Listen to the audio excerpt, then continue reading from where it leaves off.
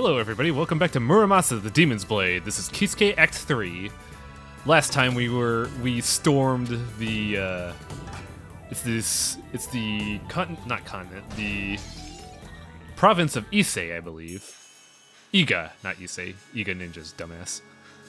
We stormed Iga, beat up a giant fucking centipede monster, and we also got hired by Yukinojo in order to take on a demon princess.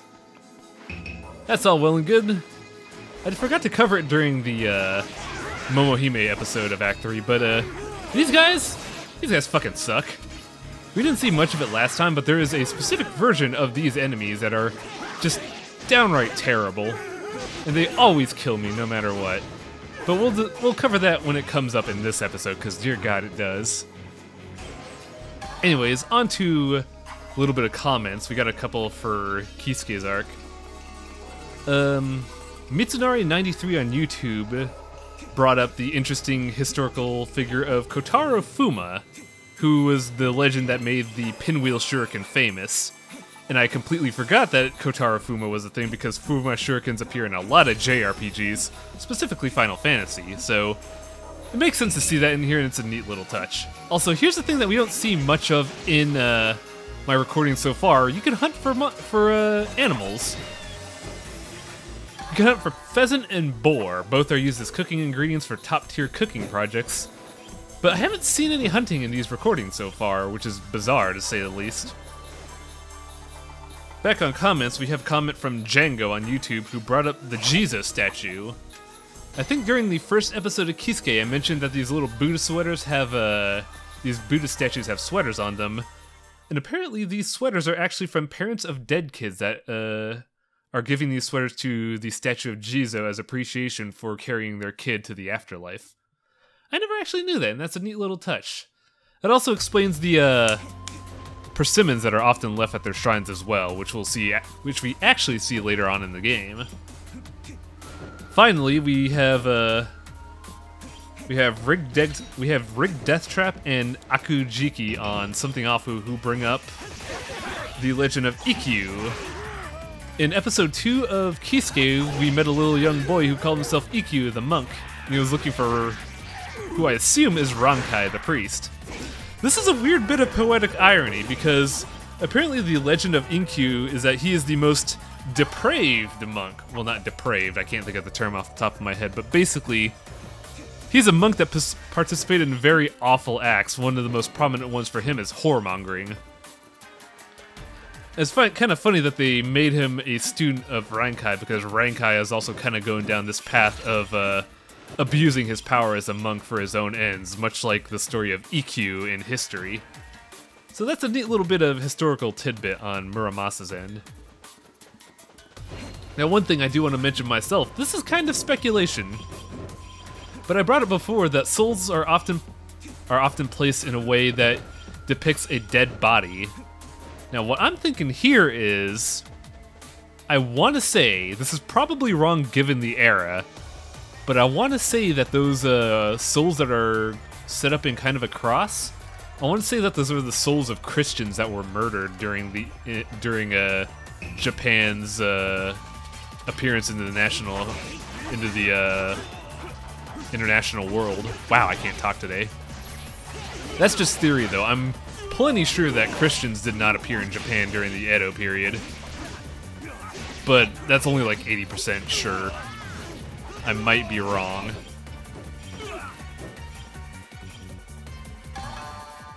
One neat little detail, though, that I like, though, you probably missed it during the fight that was going on, but at one point we actively cut the bamboo in the background, which is a very classic Japanese action trope.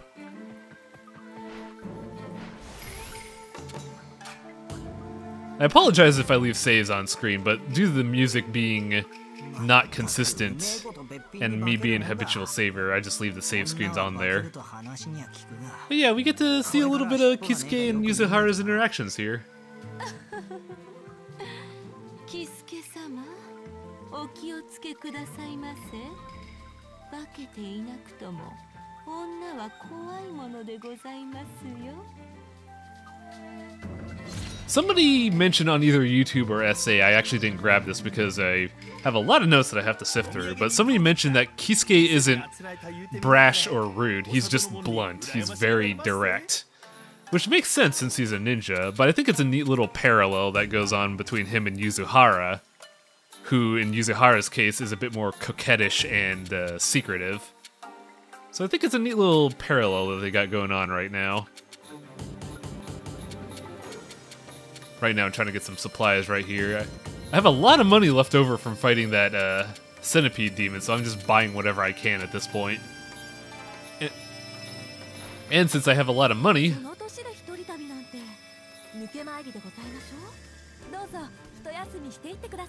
It's time for food.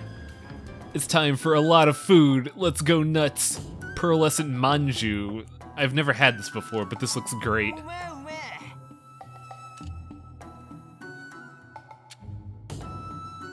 Red bean mochi. I have had this before.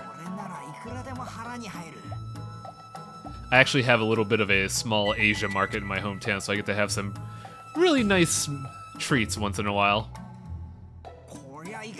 Never had this. I think it's kitsumbana, but looks pretty good. Kintsuba. One extra syllable on my part. Whoops. But yeah.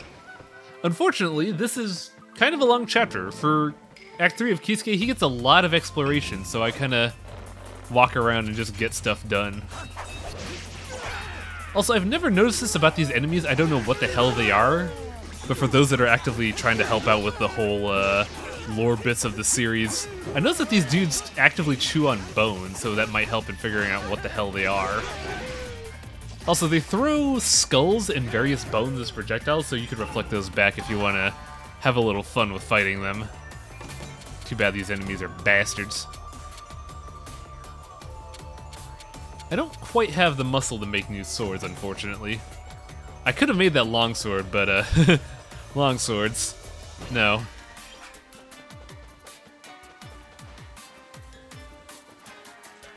For a split second there, I was like, wait a minute. Monkey. I have a hard time platforming often because, for whatever reason, Kisuke has a little bit of a shorter jump. Might be my imagination, but who knows.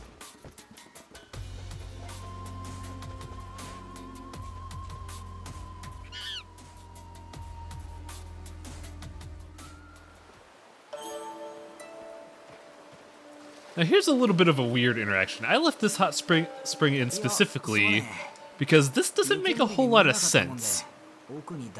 Right now, in this instance, Momohime and Momohime and Kisuke are on two separate sides of Japan. So unless the timeline is like slightly shifted to where Kisuke's events are happening in the past, there's absolutely no way that Momohime would be able to meet Kisuke here. Kind of a weird situation, which leads me to believe that these two events are happening slightly off parallel to one another.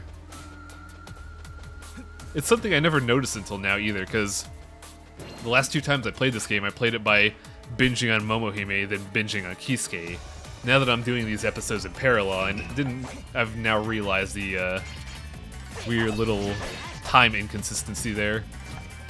Now on Sword Art, Dark Cross is not great. It has huge knockback, and it does very little damage. Naturally you think, oh, knockback, that's supposed to be a panic button, right? This is a beat 'em up, so if you're knocking people back, you're knocking them off screen, which means you're not going to be doing more damage to them. Which is unfortunate. Now, funny thing, I forget who mentioned it in the YouTube comments. I'm sorry, dude, but it was something mentioned in passing. Somebody mentioned the events with Kumagoro and his friend remind him of the adventures of Mario and Luigi's Superstar Saga. I haven't played the game myself, but it does make a little bit of sense. Because these two do get into weird little adventures.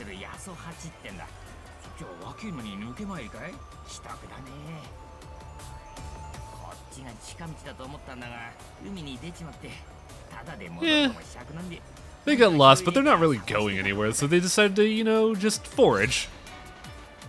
Yasuhachi's really weird, and Kumagoro just kind of goes with it.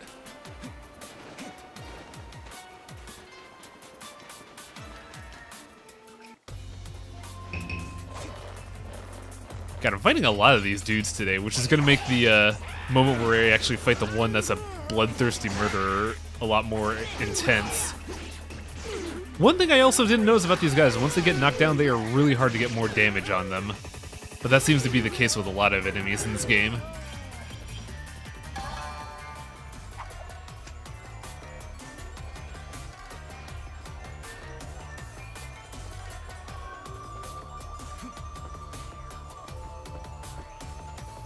So we go on to Owari.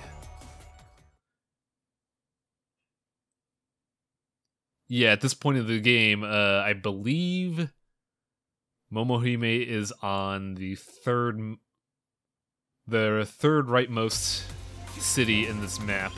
I was gonna say the name, but I didn't catch it in time, so whoops.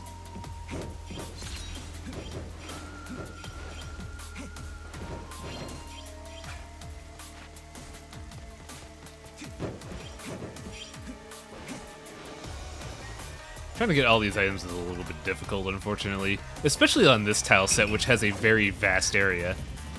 Now here's an interesting thing somebody mentioned. I believe Sanagi on both SA and YouTube, he follows me. He's a pretty cool guy. He mentioned that this could possibly be a giant's foot, a weird spirit that particularly tells people to be clean and not pollute the area or else they'll fucking stomp on you.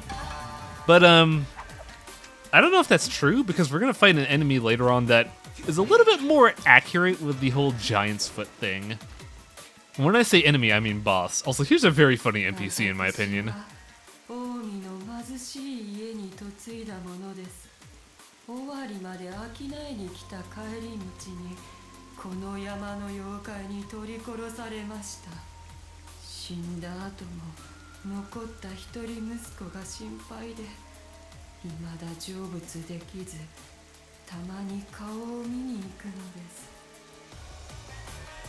Oh, I guess not. I thought this was the ghost that was afraid of other ghosts.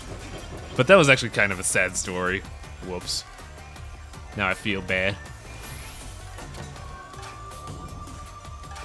Yeah, if you're wondering why I save a lot, it's a matter of compulsion, but also my capture card is kinda flaky.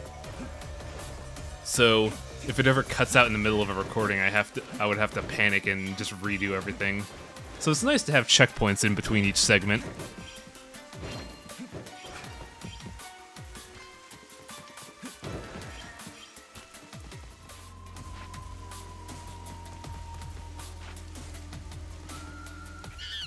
Now I believe this is a challenge mission that I actually attempt. Not 100% sure though. If you ever wonder why I keep saying I'm not 100% sure when it comes to my own recordings, my recording process is I take one day to record a bunch of footage all at once, and then I edit it all later. And then I just kind of go back and reference and just record at a later date. Yes, I actually do attempt this mission, and level 16 is not a recommendation, it's a strong suggestion. We're gonna fight a boss here.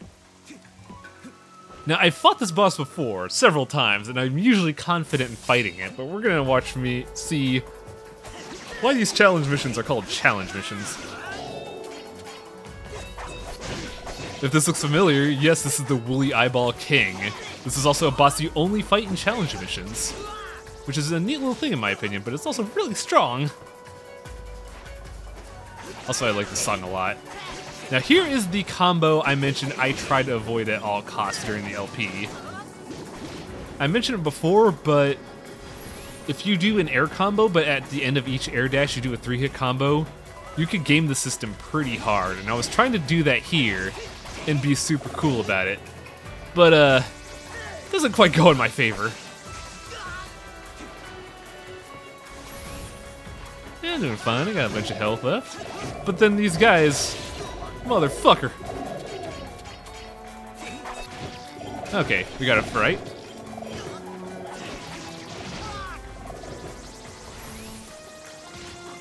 Yep. That's a really hard That's not a hard boss at all, but level suggestions are there for a reason. Cool boss, though. If I had a little bit more level, I would have gotten back to it, but, whoops. Now, I think this was a comment on something awful. Somebody was asking about Fury in Chaos mode. Or not Fury in Chaos, Legend in Chaos mode. But first, these enemies. Fuck these enemies. If nature was ever bullshit, this is it, because these frogs suck.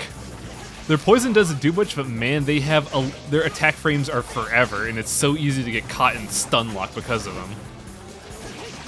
They also have a boatload of HP, so trying to wail on them forever before you actually get something done. I think this is one of the few instances where you want to use the longsword just because it puts out so much damage. But even then, I'm just stuck guarding forever. But yeah, somebody on the forums was asking about Legend in Chaos mode, and I kind of want to go into that a little bit while we're here. Legend in Chaos mode were labeled as Muso and Shura mode in the original WiiWare release. Muso, or Legend mode, was basically the RPG mode where it came down all the numbers. Enemies didn't scale, and the more souls you had, the more better you would do, and you would eventually trivialize the game by how many souls you got. It's for those who want to just play the game and enjoy the story, the atmosphere, and have fun with it. Not my style. Chaos mode, or Shura, is action RPG mode. In this mode, there are still numbers, there's still leveling, numbers still matter, but enemies scale with you, so that humble little ninja that we fought in level 1, if we went all the way back to that level and fought him again, it would be just as strong as as a lot of the endgame enemies. Because of that, I find that a lot more exciting because it highly depends on your skill. Because if an enemy hits you, it hurts a lot. Case in point, these guys. Look at that shit, wow! This is why I'm afraid of the Karakaka. No, that's not their name, but you know what I mean. The umbrella guys. That's why I'm afraid of them, because if they hit you in the air, it hurts. But yeah, Chaos mode is for those that actually want a challenging gameplay, and it's a lot more satisfying in my opinion. You never feel like you're just going through the motions. Every enemy feels like a threat. Then you have Fury mode. I can't remember the Wii version of that name, but Fury mode is basically 1 HP the game. Now, every Vanillaware game has this, I think. I know for a fact Odin Sphere has it. I don't know if Dragon's Crown has it. But Muramasa has it too. But basically, you have 1 HP, you can't get any more HP, and any one shot kills you. Now, there is a way to supplant this. I don't know how this mechanic works, but if you get hit, and you do some form of button input, the damage is neutralized and you actually heal. I've seen it done several times on other playthroughs of the game, and I've actually done it by accident before, but I don't know how it works. Now you need that to survive Fury mode, because Fury mode, you are gonna get hit. Aside from that, it's basically Chaos mode. Now the funny thing about this is, in Odin Sphere they had a similar Fury mode called Legend mode, ironically enough. And I think you could get more HP in that game by eating food, but you can't do that in this game because food doesn't increase your max HP. So Legend in this game is a lot harder. I was contemplating doing this LP in Fury mode, but I have never attempted that. I might try to stream it sometime to see how it works, but yeah, odds are a Fury mode playthrough might be very slim to absolutely not, unfortunately. Hey, we have enough for a new sword. Blade of the Falling Petals. The skill for that weapon is okay, but it's very lacking in utility in my opinion.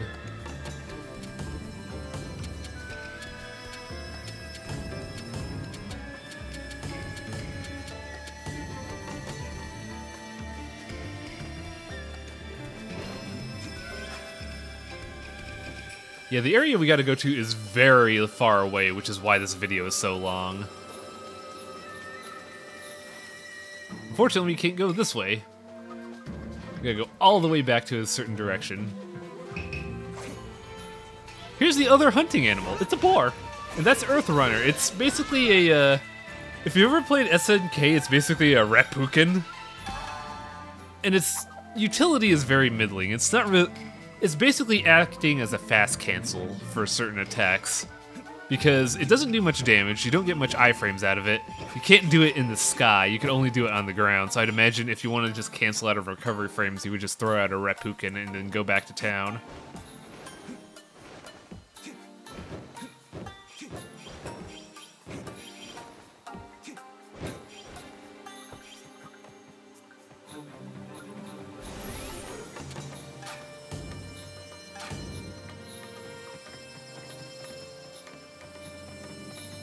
Oh boy. So this is a very weird dialogue prompt here.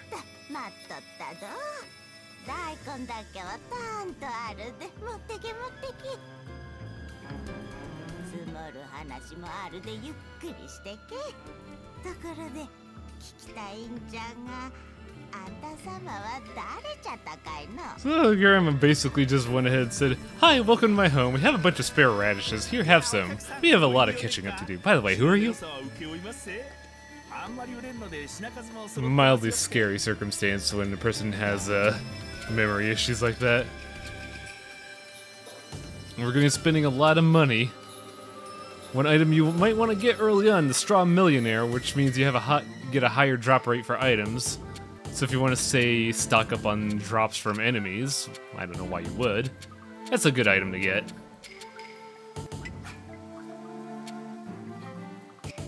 I'm stocking up on a lot more items because unlike Momohime, Kisuke is loaded. I also need to recover all my healing items.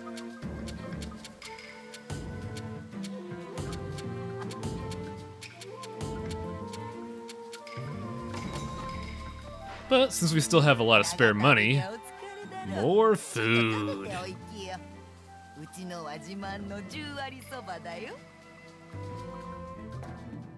This lady sells a lot of soba, also white rice. I don't know why just white rice, but here we go. Chilled soba. Basically udon noodles served over a sauce. I've never had it before, but I hear it's alright.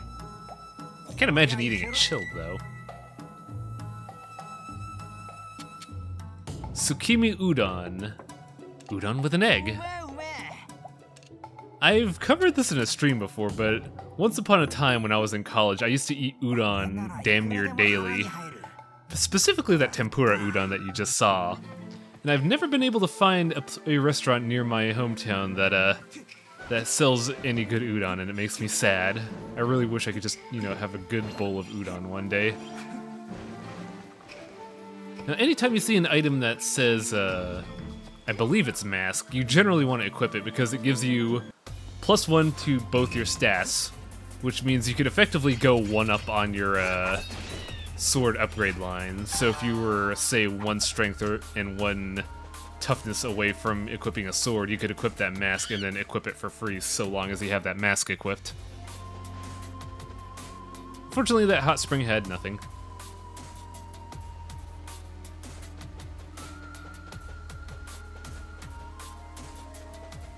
That's a challenge mission I can't do, and that's a barrier I can't break.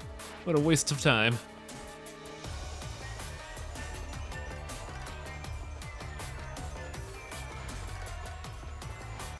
And we're finally here, so let's go the other way. So someone was mentioning, somebody told me about, on SA, told me about how to deal with the enmity flames very easily. Now, I'm gonna let you know right now, difficulty is not in dealing the damage. I just oftentimes take 1 hit that I don't have no idea how to dodge. And as I mentioned before, it's a lot easier with 2 people because more bullets are around, as you plainly saw there. I appreciate the advice, but yeah, my issue is I get hit a lot and I don't like it.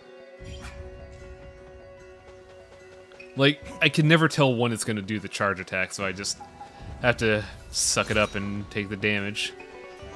It's very random how often the ghosts do the tackle move.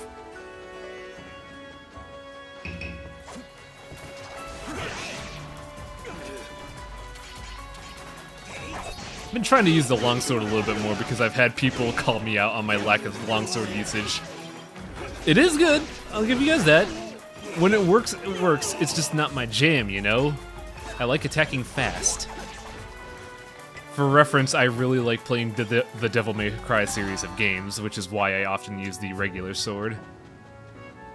Like, the longsword does have its uses, and if you set it up right, you can mow through enemies. I just don't like it.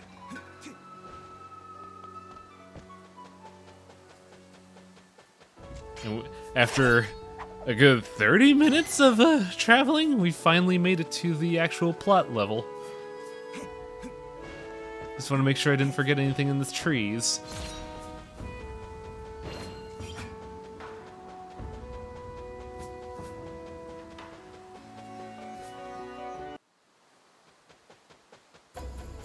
Welcome to Mount Ibuki. This area has a lot of neat transitions that you only ever see once, which is very unusual.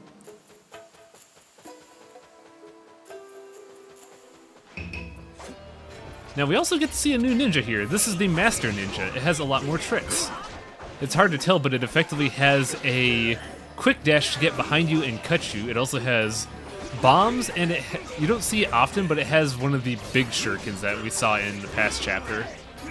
Now this kind of befuddles me because we're under the employ of Yukinojo to take care of Torihime, but why is he still sending ninjas after us to kill us? That seems a little rude, man. Also, they blow up on death. Watch out for that.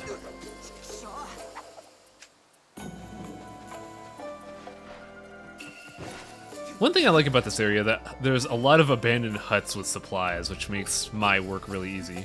Now here's one of those cool transitions I mentioned. It's a small little thing, but just seeing... Oh, here we go. This is the enemy. See that black dude? That black goblin right there.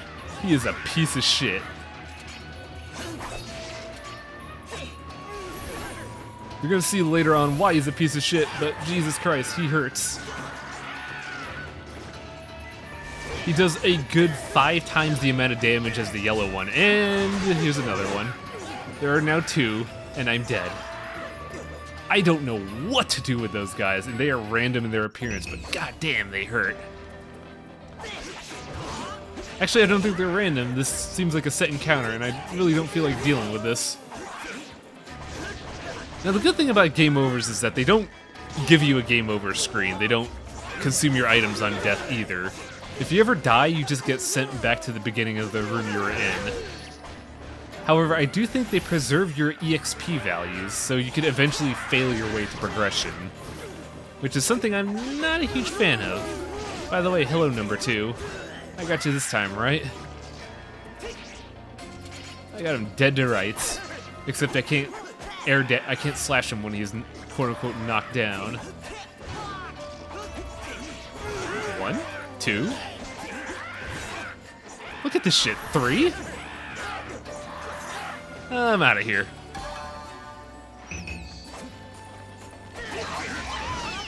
And there's another one. I'm out of here too. Fuck this place. I'm done. I'm taking my sword and going home. Fuck you guys.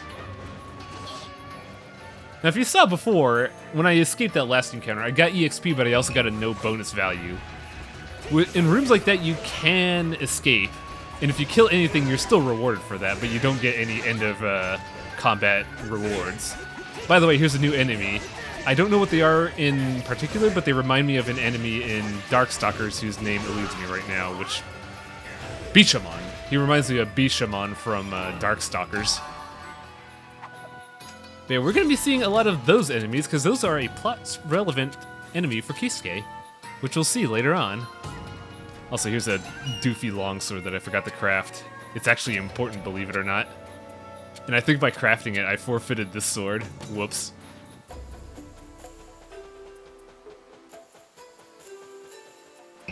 Now here's a unique combat instance that's not technically combat. If you look closely, you'll see little hay bales on the bottom that are holding these spike traps.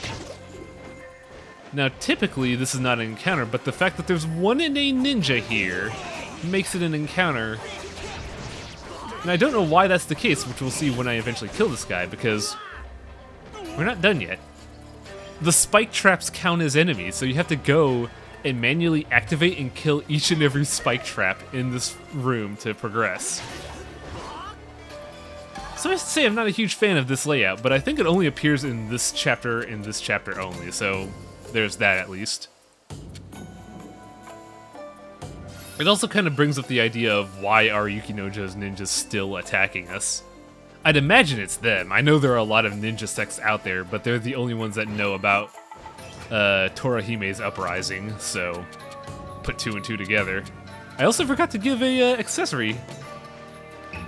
I know I mentioned the Tengu mask, and I should have equipped that, but instead I equipped the Kitsune gauntlets, which I probably shouldn't have, because while +2 strength is nice, it's not noticeable. I'm also trying out the shield breaker here, and while it's a neat attack, it doesn't really do much to these Bishamon looking guys. I'm probably mispronouncing his name because it's been upwards to 15 years since I've played Darkstalkers, but yeah.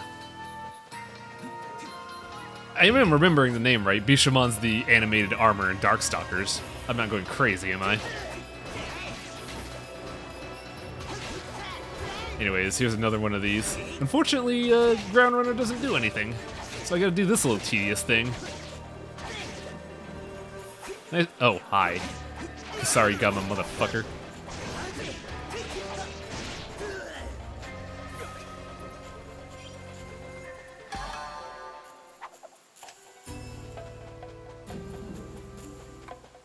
Huh. I always feel stupid whenever I try to look for an item and don't see it. Because it's in obvious places, but then when I take the wrong turn, I'm like, whoops.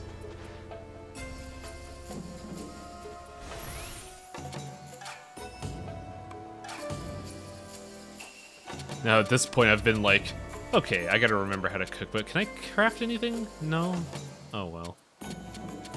Now I believe if I had noticed and I cook something here, I would have enough spirit to craft that sword, but I think I space out and forget here. Because right now I'm basically cooking yams for the boss, because this boss is actually kind of hard. If you don't know what you're doing, you actually can get beat up with it. She has a lot of techniques specifically made to cover a wide area, cutting off your mobility. So if you tried, so a lot of your air dashes and stuff are kind of cut off if you don't know how to handle the level.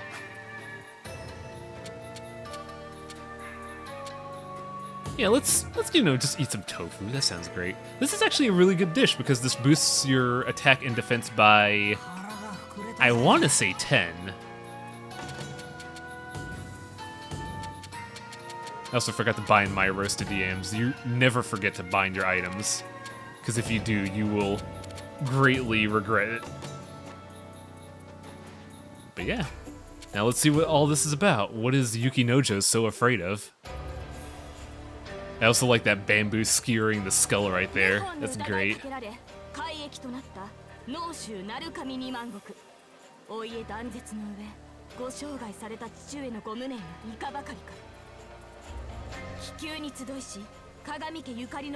Torahime's design confuses me.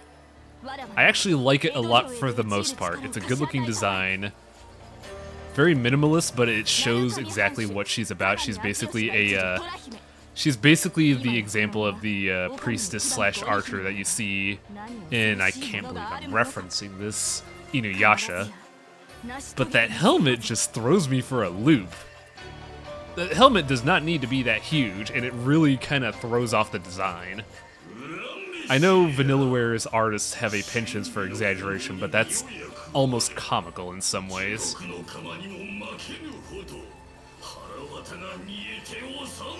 That's a really good line too. Our hatred for the Tokugawa clan burns hotter than hell.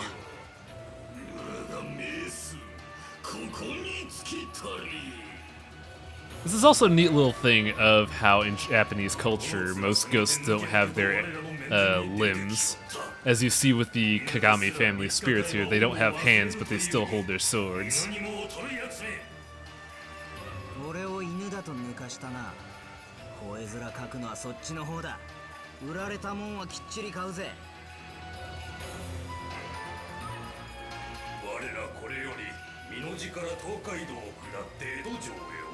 I don't think Tsunayoshi was the shogun of the Edo period in Japan, but I may be wrong, but names have been changed in this game. Like in this game, it's Senji Muramasa, when in history it's Sengo Muramasa. Nice horse.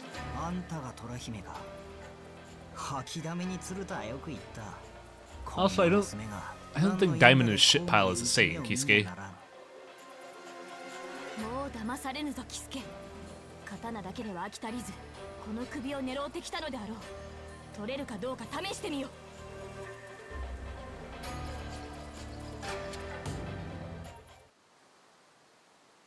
女だてらに鎧兜で一発気取り、怨霊相手に戦の真似事か。獄門台にその綺麗な顔がさらされるなんざもったいねえや。こうなりゃこのキスケ様がまとめてぶった切って悪霊ども。 Yeah, Kisuke actually thinks she's possessed because of Yukinojo's influence. 伊達や気取りでかぶられようか。虎姫の覚悟のほどつぶさに見せてくれようぞ。いざ悪鬼を払う浜の乱れや。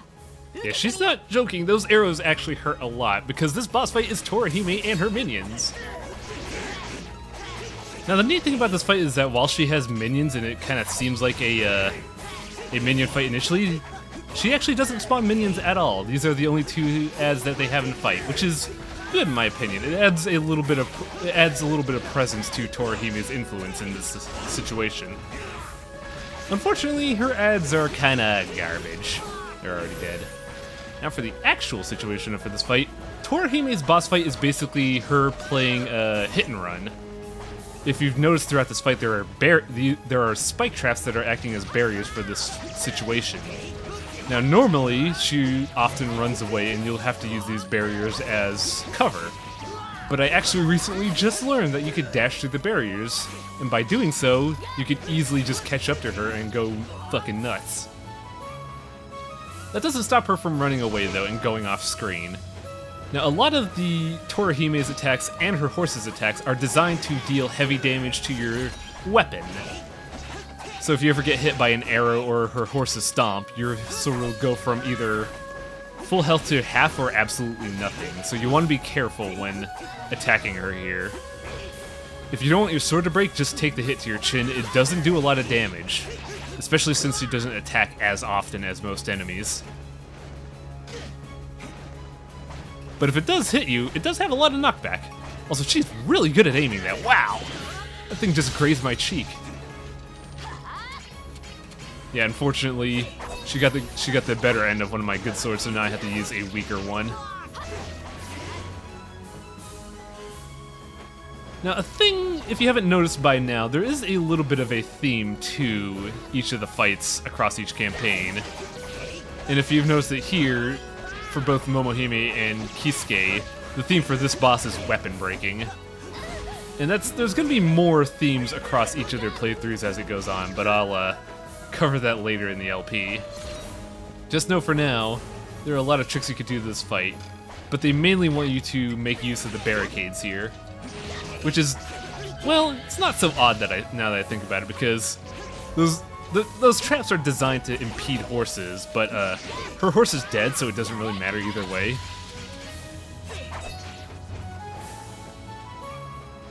I think this fight is pretty cool from a concept standpoint. In execution, though, just from beat-em-up logic, I hate the fact that not only she runs away quite easily, but she could just go off screen for an extended time and just leave you idle.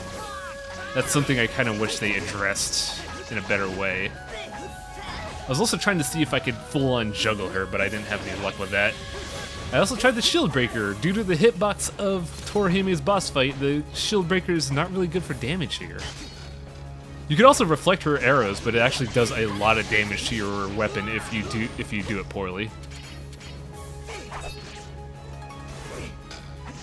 Also, Earth Runner doesn't work on her. I didn't notice that. I was kind of a surprise.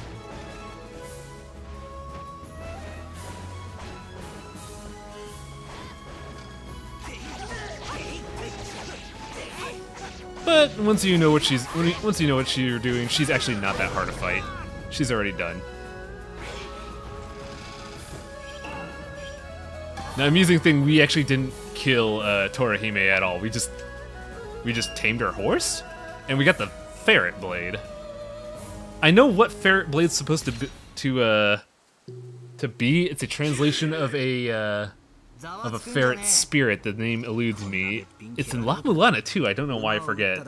But yeah, it's basically that. I think it's Kamiatachi.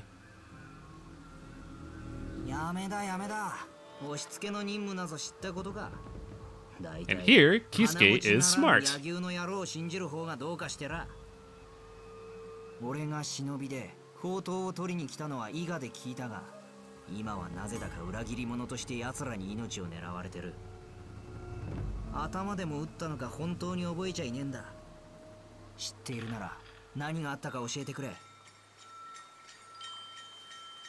And now, as a reward, we actually get backstory on Kisuke. We got a little bit when we invaded Iga and talked to Yagyu, but we really didn't learn much.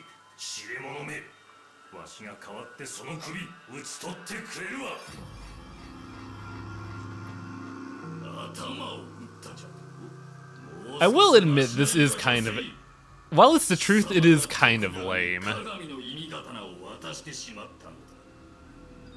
Like, you never really believe the amnesia excuse initially, especially after a traitor pool that Kisuke did. Now this is actually an important element here.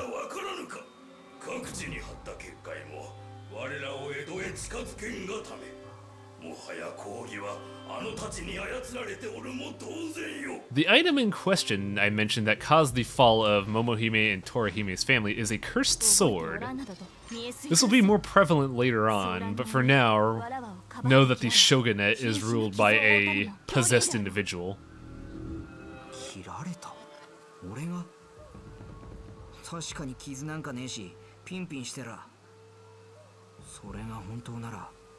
But the gist of the situation is, as mentioned before, the Iga ninjas, along with Kisuke, were tasked with infiltrating Torihime's family and getting a specific sword to use as evidence to say that they are planning something against the shogunate and take out their family and ergo their province. Now, something happened in between Kisuke's kidnapping of the sword and now, which involved him losing the sword, losing his memory, mastering the Aboro style, and losing the trust of Torihime. And Iga ninjas, but who cares about them?